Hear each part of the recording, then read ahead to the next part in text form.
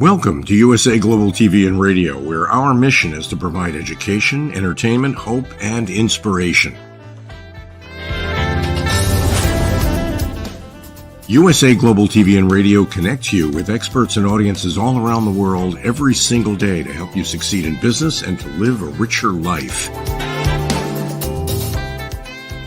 Visit us at usaglobaltv.com to learn about career and life-changing training and mentoring programs like the Listening Mentor.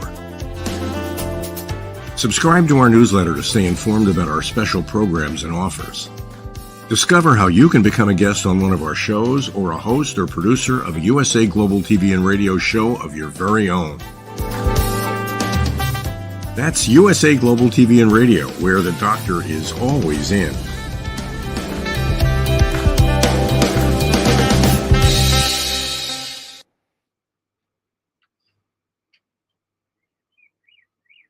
A very good day to you wherever you are in the world, and warm greetings from a warm, sunny United Kingdom. It gives me huge and great pleasure to introduce a formidable, wonderful young lady who not that long ago attended our Train the Trainer program. Her name is Orchids Roy. She is based out of Dubai and has been living there for 14 years. Not only that, this amazing woman has traveled to more and well over half of the countries around the world, and I'm sure Orchids will correct me, but I have a feeling from memory it's 93 different countries. We are so delighted to welcome Orchids into the studio and give her the opportunity to share her journey with you. So a very, very warm welcome, Orchids. Hello, Philip. How are you?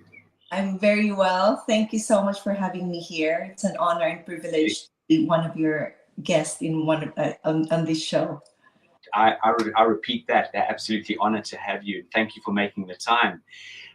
Just for our wonderful audience, I met Orchids in person for the first time yesterday, and I have to say, you're a wonderful woman, but you're more beautiful in person, because the camera doesn't do you justice, although you are obviously very gorgeous, and really wonderful to have connected with you and met you and your lovely, amazing husband. So it was a joy. I was able to physically shake your hand, and we handed over some amazing certificates. We exchanged some wonderful conversation, and you gifted me some incredible, wonderful, world-renowned dates with the most wonderful ingredients in them, along with pistachios and dried pineapple. And I just absolutely can't thank you enough for making the effort. And today, Orchids is about you and your journey into where you are right now. I would love you to please share, where did this drive come from initially for you to sort of give up a very, very dynamic opportunity? You were working in the airline industry, coaching and training people.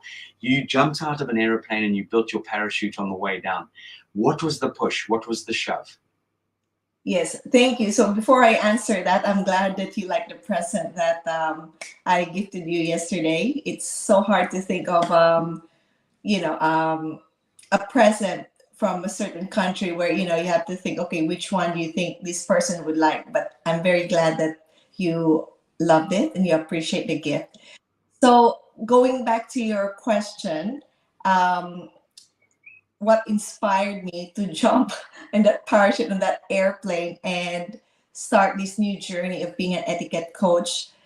It started because I wanted to leverage my experience as a cabin crew, as well as a cabin crew trainer, into something that I'm really passionate about.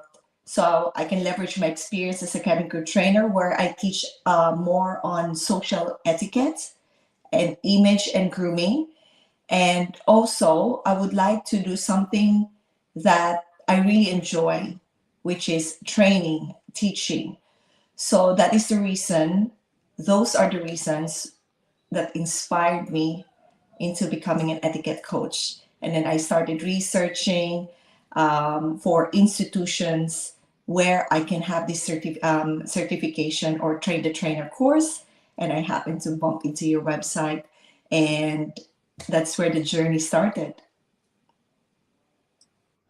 Wonderful. And I am so grateful. We as an organization are so grateful the journey started with us, because this is this incredible opportunity to make a change in this world. And you really gifted me not only those beautiful, amazing dates, but you gifted me, and I get goosebumps sharing this, you gifted me with a beautiful thank you card, which the words, they jumped out at me, and I just, it made my eyes swell up with pride, and I'm just so grateful that you chose the British School of Excellence. And I truly, we here at the organization are just so proud of you and so in awe of what you've done in such a short space of time. And I think that really is sort of tribute to how fastidious you are. You drove us completely nuts on Train the Train, and I'm tongue in cheek, but you were phenomenal. You wanted this detail, that detail, and everything was all about getting as much information as you could attain. And then we obviously kept in communication. We gave you some guidance and steering with some business guide, and then all of a sudden you jumped again and you launched your first coaching session. So tell us about this incredible, the stepping stones you took in order to sort of launch the first program. Yes, definitely. So when I was thinking about launching my company, I was thinking about who would be my audience, my students. So I have to be very, very particular of who is going to be my audience. So I've been teaching adult learners as a trainer for an airline. So I want to do something different this time. I have taught my daughter about certain skills in etiquette. So I was thinking, how about sharing my knowledge to children, to kids. So at first I was hesitant because I'm not a preschool teacher or certified to teach kids. But I said, okay, teaching etiquette or social etiquette, regardless if it's an adult or children, the foundation is still the same. So I jumped into conducting my first workshop for children, and then I actually enjoyed it very much. At first I was hesitant that maybe the kids will not be engaged. So I tried to make sure that my workshop has a lot of activities involved, lots of role playing to get them engaged. And I was surprised on my first session, 2 of the parents messaged me and said, Orchids, I was really, really impressed because my son shook hands with his new football coach after attending your workshop. And they were actually upset that I enrolled them to two of these boys attended their brothers, brothers. They attended my workshop, and they were at first very upset of their mom for enrolling them to my program. And then after the first session, going to third session, the mom messaged me again and said they are now looking forward to come to your workshop. And I was, I'm really, really happy that they enjoyed your workshop and now they look forward to coming. So that inspired me, and actually told myself, right, this is working now. I don't have to worry about whether the kids are engaged and they enjoy my workshop. So that's what inspired me to have another idea for adult. And now I was thinking, what can I do for adults? Because now I have a classroom setting for children, and for adults, I don't think I can actually ask them to come to a classroom setting on a weekend. Specifically for adults, you want more of an experience type of learning. So for me to incorporate the fine dining etiquette or the fine dining masterclass, I have to think of something unique that adult learners can engage and actually enjoy the experience, because everyone now loves the experience. So I thought of incorporating the fine dining etiquette workshop to a supper club. And supper clubs are now getting popularity in Dubai. And there's a lot of chefs all around the world who are moving to Dubai because our tourism is growing. A lot of people are migrating to Dubai because of work opportunities. So I collaborated with a lot of up and coming chefs or new chefs coming to Dubai who wants to have their own mark and their name, shown to the stage of Dubai. So I started researching again, going through my Instagram of who I can collaborate with. So I started with this French chef who happened to be new in Dubai, only a year in Dubai, and he's already doing supper clubs in his apartment. So I messaged him on Instagram. I said, hey, look, I am an etiquette coach and I'm planning to launch my Art of Dining event. Would you like to collaborate with me? And immediately after a few hours, he responded to my message. And then the following day, I went to his apartment. We had a meeting. We went through my idea of how I'm going to run the fine dining workshop. And of course, we discussed about the menu that we're going to offer the guests. And yeah, it was a success. That was my first supper club. And then another one came the following month, which was just in April. That was my second supper club event. And I collaborated with another chef. So yeah, I was so happy that it was such a click. I think everyone loved the experience because you get the theme of supper club is you go there as strangers and you leave as friends. And on top of that, you'll gain something, you learn something through a fine dining masterclass.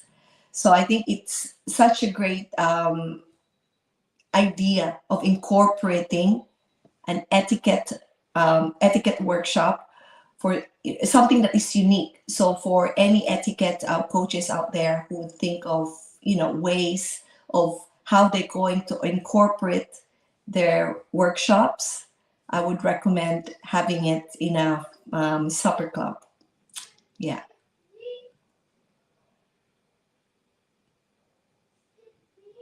I cannot hear you, Philip. I just love your creativity. I absolutely love your creativity. And this just goes to show we can sexify this amazing opportunity. We can make it so wonderful. And I bet you, and I know for a fact because I've spoken to you, the feedback has been exponential. It really and truly has. It's been unbelievable. People are engaging. And you know what the beautiful thing about this whole thing is I love the word friends and friendships. We're bringing people together.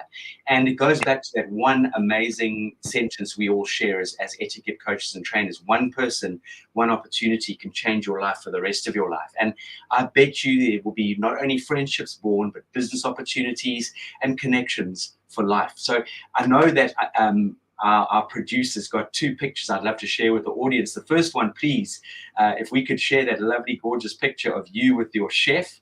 There we go. Isn't that just the most wonderful example? Beautiful chef in his whites. There you are, as polished as ever, and an amazing, amazing table setting.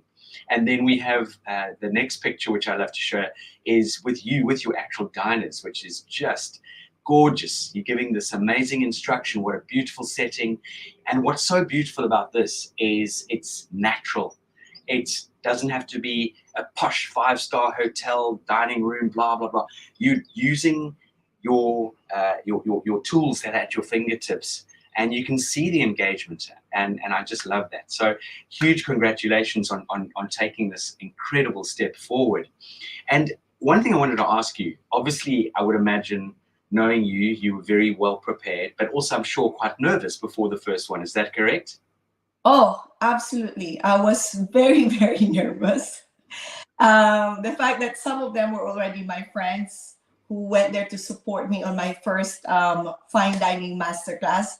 But as with any first timer, of course, I was very, very nervous.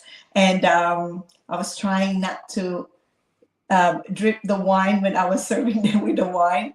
But of course, there's a few accident of dripping because I forgot to bring the napkin together with the wine.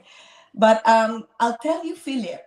So one of my guests there was also in hospitality, and I got this really, really good feedback from her because she said, "Orchids, I thought that my etiquette knowledge is out there. But after attending your workshop, I was like, oh, wow, there's so much facts involved in your workshop." Because what I made for this workshop, I incorporated a lot of cultural etiquette as well. So not just the European style of dining or knowing the etiquette, but also I incorporated a lot of Asian way of eating and the proper way of dining in an Asian way.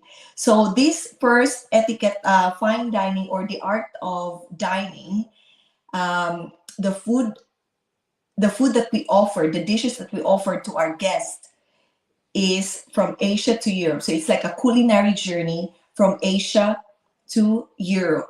So for our first two starters, we offered Asian dishes. So one Asian soup and a gyoza from Japan. So of course, how are we going to eat gyoza? So by using the chopsticks. So I showed them how to use the chopsticks and also the different placements of chopsticks, the difference between Chinese style or Korean style, and also the Japanese way of setting the chopsticks. And then for the two main courses, so we went to Italy by serving them pasta, how to eat pasta the Italian way, and also for the French, for the other main course, we had a fish dish because the chef is French, so he went and demonstrated how to actually not fillet, like slice the fish from a whole fish and how you're going to remove them out from the bone. So he demonstrated that, and then we offered our guests each with a whole fish so that they can practice. And then for dessert, because majority of them are from the UK, so we gave them one of Queen Elizabeth's favorite, or Queen Victoria's favorite cake, which is the Victoria sponge cake. And I spoke about the history of the sponge cake and the history about afternoon tea, just a brief history how it came about. So it was a lot of storytelling, not just all about the etiquette, but a lot of storytelling as well. And yeah, a lot of cultural etiquette awareness.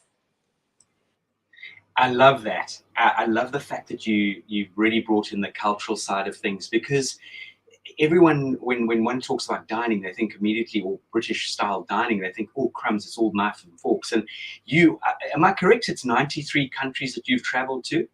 That's correct. Yeah. That's I mean, this is where you've got such an amazing power behind you, so to speak, in the sense of all that experience you bring to the table and understanding that Asia is a massive country, for example, but the styles are so different in incorporating the chopsticks, for a start.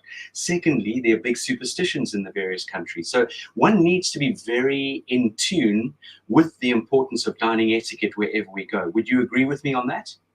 Oh, absolutely, absolutely. So when well, before my passion for traveling actually started at a very young age because my dad worked in a cargo ship. So he was an engineer in a cargo ship. So when I was 8 years old, he traveled. I only get to see him once a year. So every time he comes home, he would tell me stories about his travels, where their ship docks, and the food that he ate, the things that he's seen. So that was the time where I had this desire of seeing the world. So of course, the reason why I want to see the world is I want to see all these sites that my father have seen. And then when I started traveling, that's when I discovered the love for food. And I realized that, all cultures, they're so proud of their food and how, the preparation. So even if in our interaction, when we meet someone, so the food is such a great, I call it icebreaker. So just like when you go out on a date as well, Philip, you don't go on a date. So you say to the guy, so do you like me? No. So when you meet each other, you say, oh, would you like something to drink first? Yeah, before you go to the actual dinner. So it's such a great icebreaker for food. So that's one of the reasons that it shifted from sightseeing to actually love of food. And then when I started getting to, oh, I need to try this when I go to, let's say, for example, when I went to Peru, I tried their guinea pig. And then I realized, oh my God, how am I going to eat this? Because the server served me the entire guinea pig in front of me. I was like, how am I going to eat this? And then that's when the curiosity about how to eat certain foods, and then on the flight for, from our different destinations, I love watching people how they eat. So for example, I've never eaten I've eaten Indian food back in the Philippines, but I never really have that experience of, oh, so for this biryani, for example, you can mix it with yogurt and some mango chutney, and then the mixture of this flavor would really create, it's almost like for me like a circus going on in my mouth. But I never had that because I never had that when I was in the Philippines eating biryani, because no one taught me that this is how you're supposed to eat it. But a colleague of mine on the flight, I was watching him eat the biryani and mixing all of these condiments. I was like, oh wow, is that how you eat biryani? He said, yeah, yeah, this is how you eat, and it tastes different. And then I tried it. It's like, oh yeah. So again, my love of food now shifted to my curiosity of how people eat certain food. So it's like a, how do you call it? Like a journey of my curiosity. And that's also what led me to become an etiquette coach after being in aviation for 12 years. And I said, right, this is something that I really want to pursue in my life as a new chapter in my career, because I have gained a lot of knowledge, experiences of different things from my cultural interactions with different people from different backgrounds. So I can share this knowledge not just to like my adult learners, but also especially to young children. So when they, start traveling or start interacting, especially in a place, Dubai, where it's such a melting pot of different culture, this is the best time for me to share my knowledge and experiences with them. What a wonderfully well put sort of introduction into where this all comes from. And I totally agree with you. It's that know-how. And when we do know how, it obviously gives us that incredible confidence in any given situation. And something that I know you and I absolutely agree on, along with all our sort of fellow colleagues and people that we engage with, is when you do know what to do, then your mind is totally in the room and in the moment. You're not concerned, am I going to do something wrong? Am I going to make a mistake? Because it will just come naturally. And when that does happen, that gives you that amazing feeling of just calmness, presence, and I can give you all my attention. I'm not concerned, or how do I eat this condiment, or where do I put this knife, where do I put this fork? And I know this is something, as you said, your friend who you regard and respect, who's in the hospitality sector, was really blown away by your wonderful delivery and the knowledge you shared on the various ways of how to go about handling yourself with different food types. And I think that's phenomenal. And what's wonderful is every single one of us out there can always learn something new, especially when it comes to dining etiquette, because as you and I agree with, you've got no place to hide when it comes to dining, for example. You either know what you're doing or you don't. And if you've got we've always used as an example, and I don't want to take up too much of your wonderful time, I want to go back to you shortly, but that example of a CV or resume, you can put a whole lot of nonsense and porcupines on that resume and hand it to someone and they employ you because it sounds impressive. And a month down the line, they find out that you're actually not telling the truth. Whereas the moment you pick up a pair of chopsticks, or you eat with the wrong hand in, let's say, a country that only eats with the right hand, or you handle your chopstick differently, or you chew with your mouth open, or you just behave in a way that is not customary to that sort of culture, you're going to trip yourself up. Absolutely. Agree with you, Philip.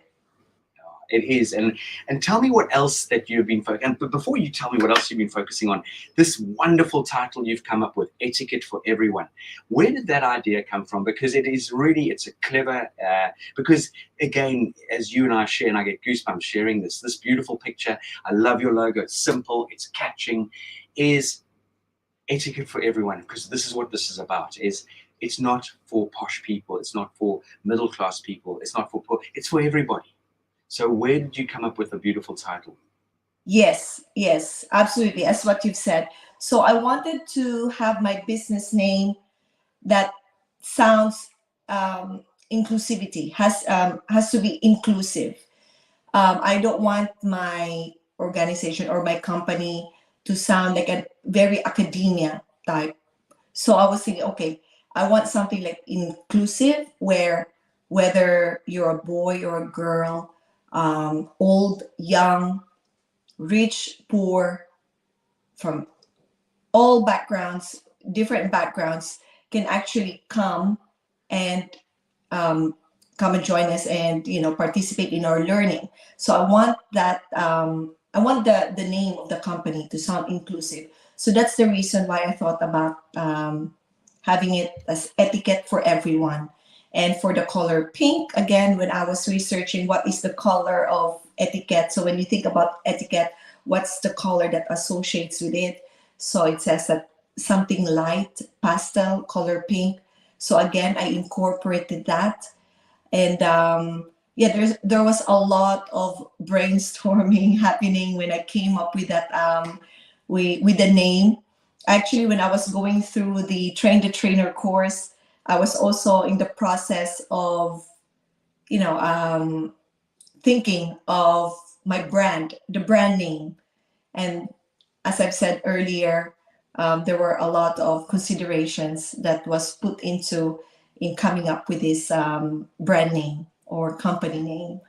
So yeah, inclusivity. That's the idea behind Etiquette for Everyone. So I want everyone from different backgrounds to come and join us and learn about etiquette, having good manners, and especially for children. That's the aim, that children from different backgrounds will have the opportunity to learn of everything from table manners, their interaction, their communication skills, how to create a great first impression, because I believe that these are basic and foundational skills that they need to learn in order for them to be the best version of themselves. And when they grow up, they are confident and already have that foundation and basic skills for them to use and equip them. I just love that. And actually, I think there's a strapline you've got to actually add to your branding, and that is inclusive, not exclusive. I love that. That is so wonderful. And I think there's a wonderful caption you just created for yourself: inclusive, not exclusive. And this is the key. It's something that I've been discussing with various people within the organization. Is there are so many people who are arrogant but have zero substance. And actually what we really need to be creating is people who've got substance with no arrogance. And there are too many arrogant people in this world who they pontificate and they think they know it all and they behave in a certain way, but there's no real depth to that individual. There's no proper sort of, they don't put people at ease. They make them feel very uncomfortable. And I just love this inclusive, not exclusive. And I know with your beautiful character and nature, you definitely put people at ease in a very short space of time, which is an art. And that's wonderful. It really and truly is. What I would love to ask you is, with your coaching and training, you mentioned with the children that you bring a lot of role plays, you keep them motivated, you keep them inspired, you keep them active. Would you mind sharing one or two role plays that you introduce during a course? Sure. Okay, so one of the role plays that I do for them is a restaurant setting, which they really enjoyed. So I will have two diners. Sometimes we pretend boyfriend and girlfriend, and then I have one hostess and the server, another server, and the matcha day. So they get to practice and they love it because I told them, okay, so when someone so we started from getting into the restaurant, meeting the host. So the host will ask, good morning, welcome to, let's say, Orchids restaurant. Do you have any reservation? And then the couple or the pretend customers will say, yes, we do have a Mr. and Mrs. Smith, and then check on the computer. They come. So I said, okay, so when you assist your customer to enter the restaurant, what would you do? So of course, offer the seat. Again, if you're in your house, make sure that you offer a seat to elderly or to your mother. If you're a man or a boy, always offer the seat. And then the match day would come, introduce yourself. So we all role play this, and when they take the order, they have to use may I, please, thank you, which we call the magical words. And then they have to do eye contact when they place the order. And then after that, when the server comes to place the meal, again, we say, okay, which side you're gonna place the meal, and then when you clear the plate, on which side. So the kids really enjoy that, the role playing. That's one of the role playing. We also do role playing on telephone manners. So when they answer the phone, for example, on behalf of their parents, let's say the mom is busy, so the mom asks them to answer the phone. So we also role play that. We also role play communication skills. So when they're meeting someone for the first time, let's say a new classmate for the new school year coming up, and then there's a new girl in their class, and then how they're going to approach them, introduce themselves. So we also do role playing for that. When it comes to table settings, so I ask them to have the activity, which is also part of role playing. So let's say I'll pretend I'm the mom. Okay, I say, Philip, can you please set the table? And then they have to ask me, okay, mom, what type of setting do you want? Casual or formal? And I would say formal. Okay, so what would be the next question? Okay, mom, how many dishes are we serving today?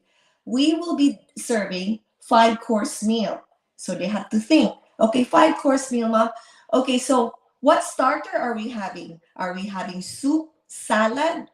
So they would know exactly what cutlery to place. Is it a soup spoon, or they're gonna put a salad and knife fork? So this role playing as well, I incorporate to my workshops.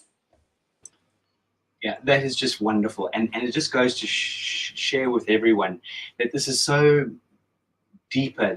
much deeper than just sitting someone at a table and showing them how to hold a knife and fork, or showing them how to hold chopsticks, or a soup spoon, or whatever the implements are that we utilize to eat. For example, obviously a fork for the pasta and so forth, a spoon with curry and rice for certain cultures.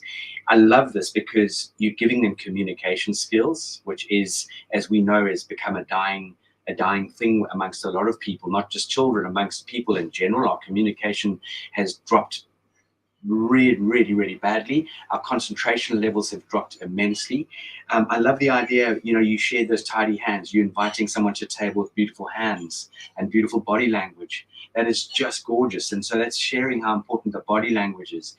And then the idea of listening firstly, and repeating the order, and then using those wonderful polished language skills. May I offer you, may I suggest, all of those sorts of language skills that, again, I think have been lost for various reasons. Can I offer you a glass of water? Can I take your order?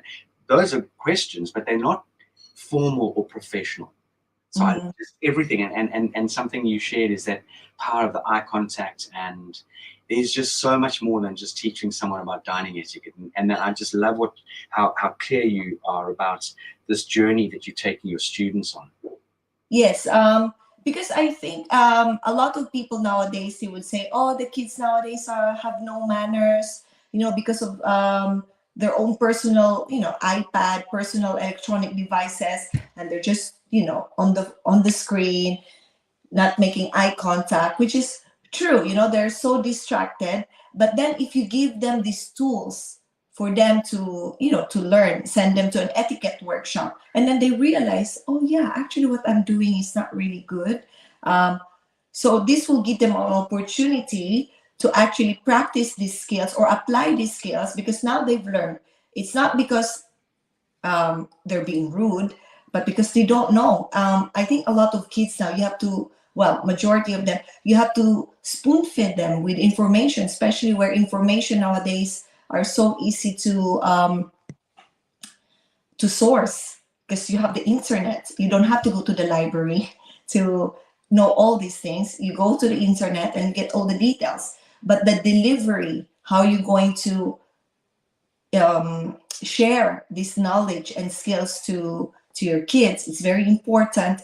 If you think that it's been challenging for you to teach your kids with manners and etiquette, there are people like us Philip, which, we can help parents to instill these practices and knowledge and skills that are really, really important for children. And what I do for kids before they come to my workshop, because it's 5 sessions, they have to shake my hands before they enter the classroom.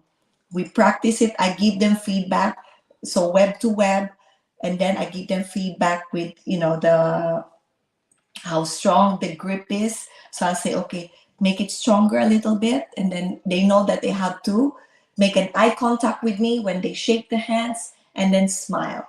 So it's always been, from the day one, we practice that up until day 5, and then they mastered. Even on session number 3, day 3, they already mastered, because they knew already before entering the classroom and before leaving the classroom, they have to shake my hands, make eye contact, and smile, and of course have a positive phrase of thank you for today, or it was lovely to be here in your workshop, before they leave, and of course before coming to the classroom.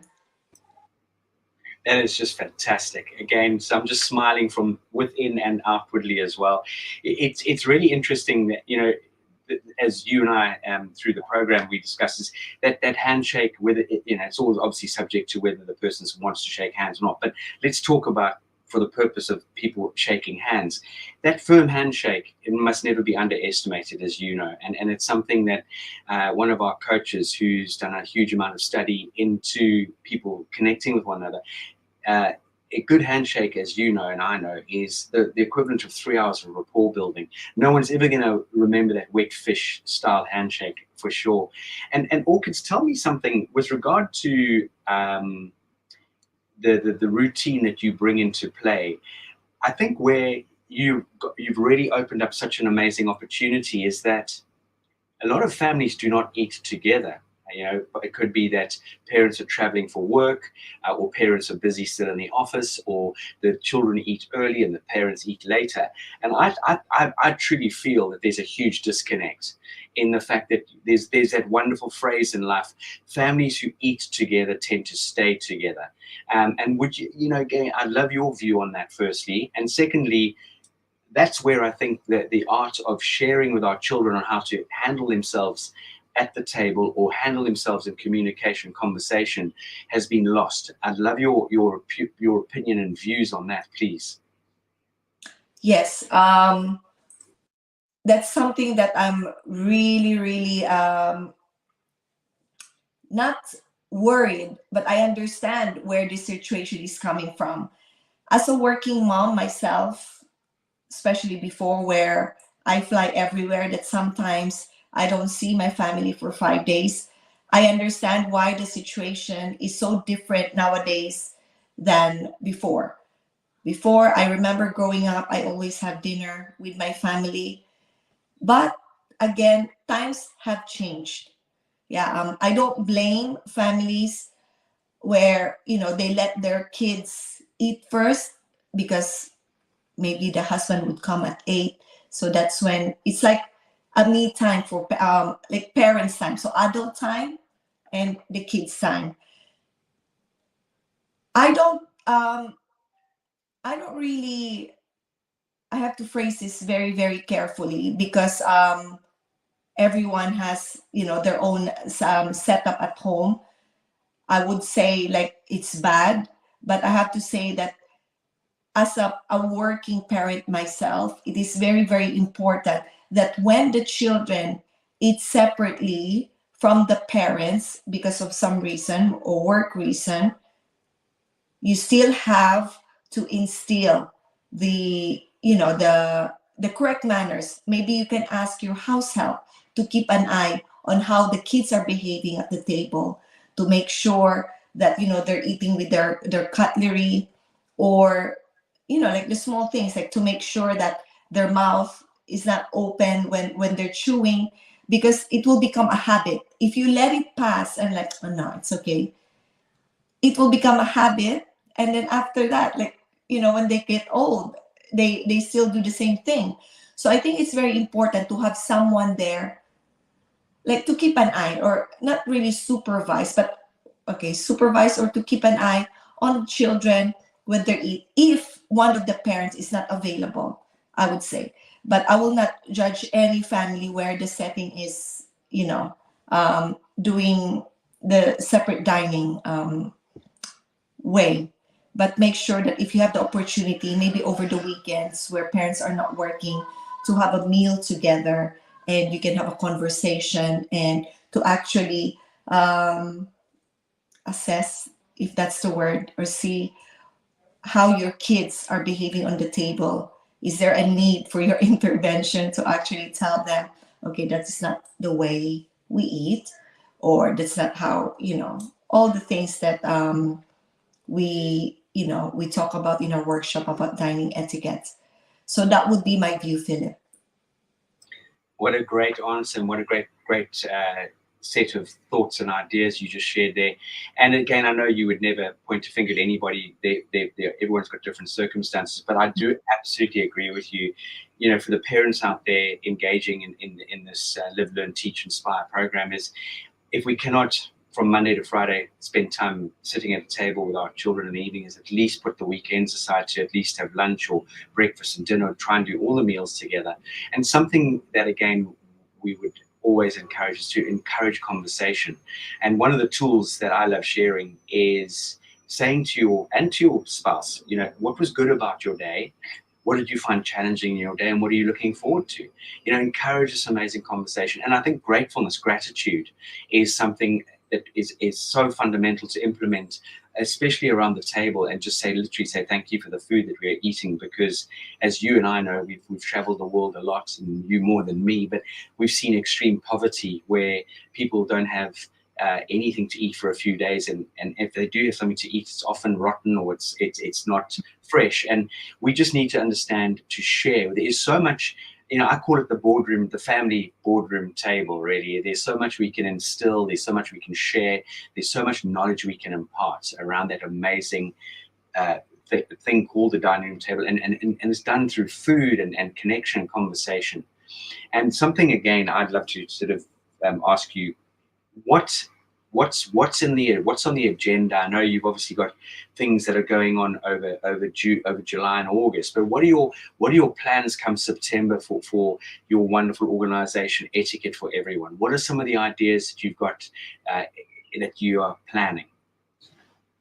So for children, I am going to have my second workshop, which is again a five-week youth etiquette workshop. So that would still be ongoing.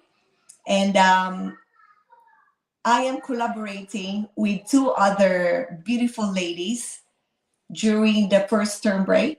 One lady used to compete for Miss World, so she will talk about how to create a great first impression. And then another lady who was previously a school teacher and speaks 4 languages. So she will be talking about communication skills among children. So the 3 of us will be collaborating, and we will do this one-day workshop for during the term break. So for those kids who cannot attend the 5-week youth etiquette workshop, we will give them an opportunity to come and join us during the term break and do a one-day event with us. So that is the plan. That is for October. And for adult, again, I would still continue with my supper club.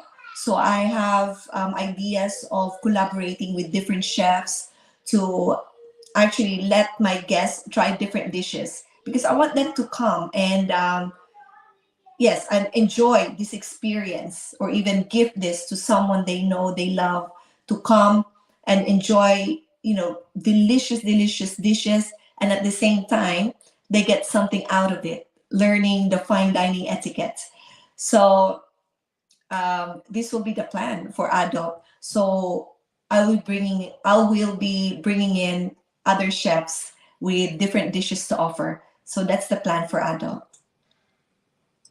How wonderful is that? And I would love to sort of just share a bit of input there. Is there is so much more that you are doing than just guiding and steering people. You opening up doors for people. You are giving exposure to incredible up and coming chefs. You connecting people to. It's almost, you know, it's something that people want to experience in life. They're not really that interested in a one-off. They want experiences. They want to walk away and make, and the fact that you're making it so memorable. If you were to say to any of your students, be it a youngster or be it an adult, what was something you remembered about the year of 2023? Wow, I had the privilege or opportunity to experience Etiquette for Everyone with Orchids Roy in this amazing dining experience where we learned not only to set the table accordingly, but how to serve wine, how to sit and engage in conversation, how to handle a particular cuisine, and I just love that. And again, I know for a fact that you're going to be inundated with people interested in what you have to share on this journey that you've created. I love the idea that you're really collaborating with people, because this is what life's about, is who can we collaborate with. You know, it's something that I'm so A, proud of you, but B, also very what's the word, in awe of the fact that you want to share your beautiful knowledge with people. You're not keeping it to yourself, and that is just phenomenal. It really and truly is. And every single one of us has the opportunity to guide and steer people, and you're doing it in such a wonderful way and making it such fun and so enjoyable. And I know while I'm talking, I've got Dr. Jacqueline, our producer, who I'd love her to, or Dr. Jacqueline, to please share some of these amazing photographs that you've had curated. So there you are, you know, beautifully presenting a gorgeous table and obviously a gorgeous picture of yourself, and then some of your audience that have been sitting at the table, that I know we've got a wonderful array of pictures there. You're just making that attention to detail, that fineness of how to set something up beautifully. Thank you. Thank you. So I was laughing there because I tried to make it as engaging as possible, not as stiff, like, oh, this is etiquette. I have to act this way. Actually, one of my guests told his wife, like, oh, I don't want to go to an etiquette, fine dining etiquette course. I've been to a boarding school. I don't want to attend something like that. And she's like, no, you're going to enjoy it. And true enough, he's the one who actually clapped his hands and made a speech. Guys, let's congratulate Orchids for her first supper club. And he actually enjoyed it. And he said to me, you know, Orchids, what I like about this, aside from the delicious food and all the facts that you share, is that you never corrected us. I was like, oh yeah, because it's supposed to be a fun experience. I'm not here to correct you. I'm here sharing what is the right way. And if you follow, I'd be happy. But if you don't follow, but you know, I've shared the information. So yeah, it's really, really pleasant to hear that, you know, a lot of my guests really enjoyed it, and with different inputs. So I took that into consideration because I'm bringing them in to experience something fun, not for them to be embarrassed because I was correcting them on how to eat properly. So yeah, it's all about fun, letting them experience a new way of learning etiquette in a fun and engaging way, at the same time enjoying food. Because as I've said earlier, food is such a great way of bringing in people, a great way to break the ice, and also a great way of learning.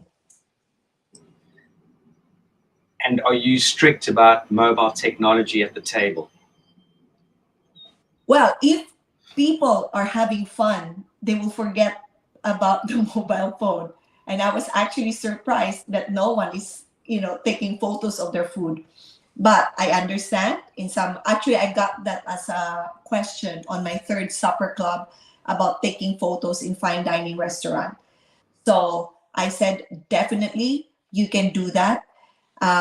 Restaurants nowadays, well, all organizations dealing with food and beverage, they actually want their customers to start taking photos of not just the facility, but also the food. That's why they pay highly with their plating, how the food looks like.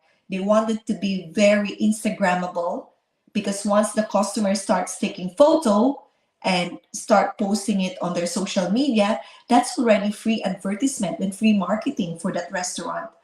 So yes, don't worry about taking photos of your food, but make sure after you take the photo to, keep your phones away. Don't place them on the table and just put it inside your purse. But that's fine. But if your guests are having fun, I doubt they'll be taking out their photos. So which happened in my workshop. So a lot of people were very engaged. They chat among each other because supper club is such a great way of bringing in people.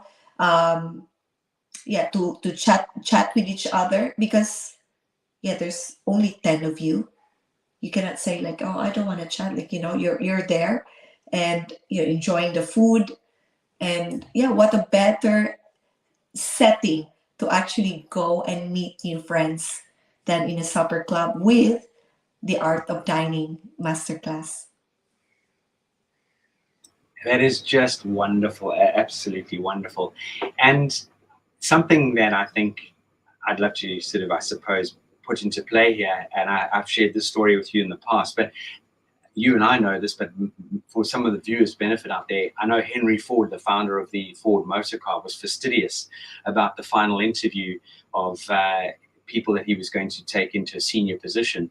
And there's a story about him having two of his young recruits come to a restaurant, one of his favorite restaurants in Detroit, and they are literally observed from the moment they enter the restaurant. And at the end of this one meal, he tells the one young man, I'm going to hire you. And he says to the other one young man, I'm not going to be taking you further on in the journey with your employment opportunity. And this youngster turns around to Mr. Ford and says, Mr. Ford, may I ask why?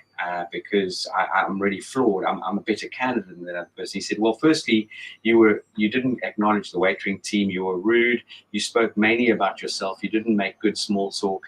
You were also, very dismissive of people. And the main thing is that not only that, but you also put salt on your food before tasting it. And he said that to me is a bad decision maker.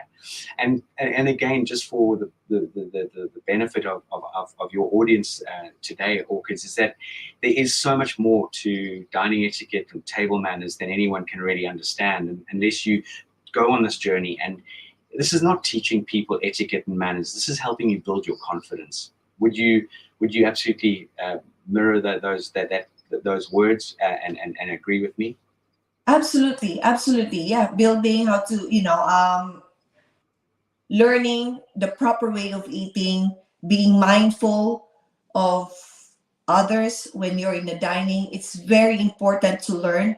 As you said, you've never, you will never judge the proper way of eating or take it for granted, because it is a very, very important skill where you can apply it in different areas of your life. You might think, oh, really? I eat this way, so what? So it actually reflects, as what you said earlier, it actually reflects on how you are personally, how you deal with people, your decision-making skills. If you're not particular in how you, I don't know, let's say, for example, on how you hold your cutlery, your placement, it actually shows how you are in your personal dealings, I must say. Just like what Henry Ford do when he interviews executive position. So it actually shows, your decision-making skills. You're putting salt before even tasting it. So it reflects how you are as an individual. So I totally agree to what you have said, Philip. So again, everything, any hard work, fine dining setting, I know it's hard work, but again, any hard work pays off when you are, used to eating that way, and it will become a habit for you. Again, it will reflect basically a good image of yourself, on how you presented yourself to the world. Even though you say, oh, this is not really important, but it is very, very important, because no one would present yourself to the world. It's you. So it's very important about how you present, what image you're going to present to the world, and no one can do that except yourself. So I totally agree to what you have said. That is so true. That is so true. And we do, you know, everyone else is taken. So be unique, and but find the right skill sets to put your best foot forward. One thing that I loved hearing earlier is this collaboration. And I know we haven't got huge amounts of time left, but with the collaboration, just from your own insight and experience, just share with the audience how important it is to think about planning your wardrobe, and how to sort of present yourself in a really wonderful way. Okay, so for a startup like me, it's very, very important to collaborate, be open to collaboration, because, well, it takes a village to build a brand, and you need help from people. And as a startup, you also need to learn from other people about how they became successful. So as I've said, it takes a village for your business to grow. So collaboration is very, very important. Reach out to people who have special set of skills and do something together. So yes, that's why I do a lot of collaborations. Also, networking. Again, I attend a lot of networking to reach out to people and spread awareness about what I do, what we do in Etiquette for Everyone. Again, it's very important to go out there and be present and let people know of what you are doing. So collaboration and networking for me is very, very important as a startup. Excellent, excellent. And this is very exciting times right now. The world has changed very fast. We were just talking yesterday that in the last 15, 20 years, the world has almost been put on a sort of a, I don't know if it's a rocket, but there's just so much that has shifted and changed in the last 20 years through technology, artificial intelligence, and what people are able to do with that technology, and how we can get results very quickly. But the power of what we do, what you do, is it gives people these quintessential human tools to absolutely connect and engage. And that's something technology and machines can't do. And I would just love to ask you, when is your website going to be launched? That's obviously, we would love to sort of support you and helping you launch your website. When is the website coming, and what other sort of events and ideas have you got up your sleeve? Actually, my website is already on. Okay. There is still a small work in progress. So, but it's already on. So I invite everyone to come and check my website. But I'm very active on my social media. I consistently post in there. So if you go to my Instagram account, Etiquette for Everyone, one word, you can find me there, and you can engage with me and find out more about what we're doing in Etiquette for Everyone at the moment in Dubai. And hopefully in the future, I can reach out to the Philippines, where I can share my knowledge as well to my fellow Filipinos who are eager to learn and join my workshop. That is just wonderful. And I know this is just the start of great things to come. You and I discussed you entering into the corporate world at some stage as well, because this etiquette and manners, as you said, it's in your title, Etiquette for Everyone, and everyone needs this. And that is the power and the amazing investment you've made into this. And it's already paying off. It's already showing from the feedback that you've had from both the children, the parents, the fact that children want to come back, they're looking forward to it, just says it all, doesn't it? And I just want to salute you from the British School of Excellence. It's been such a privilege and pleasure having you as our guest on Live, Learn, Teach, Inspire. And I can't wait to watch your journey continue unfolding, and for you to sail and soar as far as you want to go. Thank you so much, Philip. Thank you for having me. Thank you for this platform, for everyone to know what I am doing now. And we are Etiquette for Everyone. And I hope the viewers will come and check me out on my socials and my website. Thank you so much for everything, Philip. I'm very grateful. Thank you, and have a great rest of your wonderful journey. And I look forward to seeing you very soon. And same to you. Take care. Bye-bye.